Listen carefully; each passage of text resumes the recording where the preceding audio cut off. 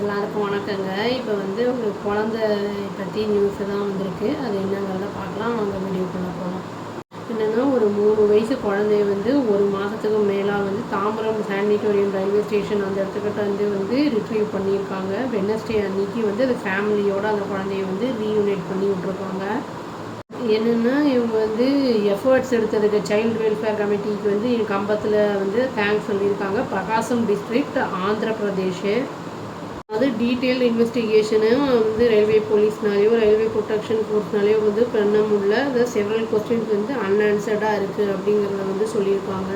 Sources என்ன சொல்லுது அப்படின்னா வந்து சைல்டோட ஃபேமிலி வந்து திரிசூரில் வந்து செட்டில் ஆகியிருந்திருக்காங்க. அதாவது கேரளாவில் அவங்க அப்பா வந்து அங்கே வேலை செஞ்சுட்டு இருந்திருக்காரு. அது கொஞ்சம் நாள் முன்னாடி அவங்க வந்து கொஞ்சம் என்ன ஆயிருக்குன்னா, அவங்க அம்மா வந்து அவங்களுக்கு வந்து மென்டல் இஷ்யூஸ் இருந்திருக்கு, ஹெல்த் இஷ்யூஸு. அவங்க வந்து ஒரு ட்ரெயினில் ஏறியிருக்காங்க. அதாவது ஏபிக்கு ஆந்திர பிரதேஷ்க்கு போகிற ட்ரெயினில் ஏறியிருக்காங்க. 2 சில்ட்ரனோடு ஏறியிருக்காங்க. ஒரு குழந்தைக்கு வந்து 3 வயசு, ஒரு குழந்தைக்கு வந்து 1 வயசு ஆகுது.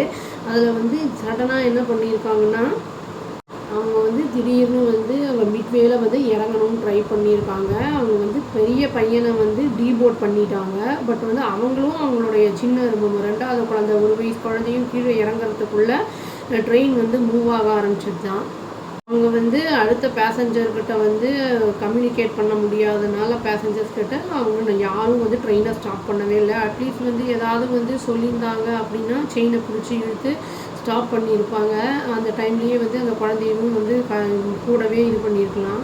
இது வந்து ஆகஸ்ட் 15 அன்னைக்கு வந்து ஆர்பிஎஃப் ரயில்வே செக்யூரிட்டி என்ன பண்ணியிருக்காங்கன்னா, குழந்தைய வந்து காப்பாற்றி அதை வந்து பிளாட்ஃபார்மில் வந்து அழுதுகிட்டு இருந்திருக்கு அந்த குழந்தை. தாம்பரம் சானிட்டோரியம் ஸ்டேஷனில் சிசிடிவி ஃபுட்டேஜ் என்ன காமிக்குது அப்படின்னா, அந்த குழந்தை அழுதுகிட்டு இருந்திருக்கு. அப்புறம் ஏதோ ஒரு இஎம்யூ ட்ரெயின் அதில் வந்து ஒரு ஆள் வந்து அதை தள்ளி விட்டதாக வந்து அந்த ஃபுட்டேஜில் வந்து பதிவாகிருக்கு அப்படிங்கிறதையும் சொல்கிறாங்க.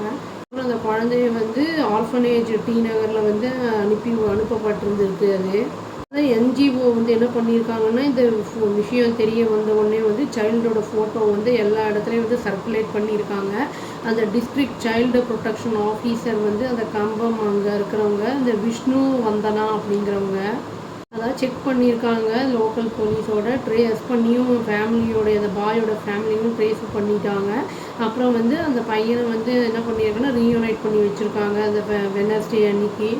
அதாவது வந்து இது சில விஷயங்கள்லாம் வந்து அன்ஆன்சர்டாகவே இருக்குது. அதாவது வந்து ஒன்றுமே தெரியாமல் எங்கே அந்த அம்மா வந்து எக்ஸாக்டாக எங்கே இறங்க பார்த்தாங்க, அப்புறம் வந்து எப்படி வந்து அந்த பையன் வந்து தாம்பரத்துக்கு சானிட்டோரியம் ரயில்வே ஸ்டேஷனுக்கு எப்படி வந்தான், அந்த ஐடென்டிட்டி அந்த மேன் வந்து புஷ் பண்ணால அந்த குழந்தைய அவருடைய ஐடென்டிட்டி என்ன, இதெல்லாம் வந்து அன்ஆன்சர்டாக இருக்குது அப்படின்னு வந்து சொல்லியிருக்காங்க.